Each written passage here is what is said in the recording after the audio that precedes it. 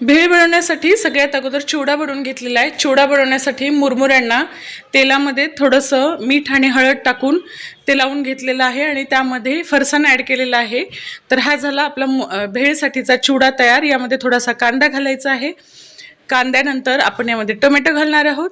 Tomato घातल्याच्या नंतर यामध्ये आपण कोथिंबीर घालून घेणार आहोत।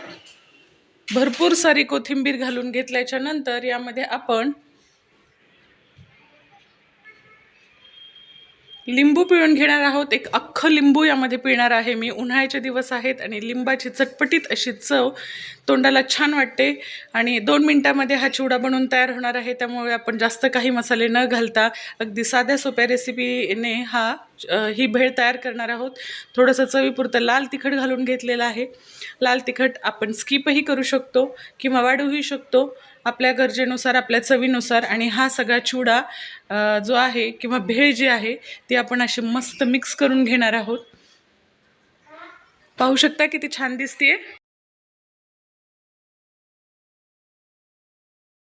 चटपटीत अशी भेळ तयार आणि याला आपण आता थोडंसं गार्निशिंग करून घेऊया।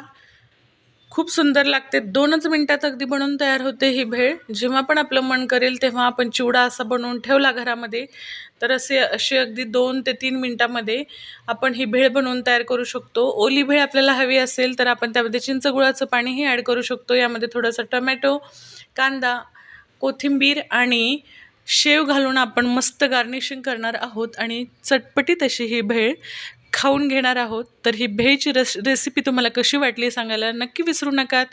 रेसिपीला लाईक करा, शेअर करा आणि माझ्या चॅनलला सबस्क्राईब करायला सुद्धा विसरू नका। धन्यवाद।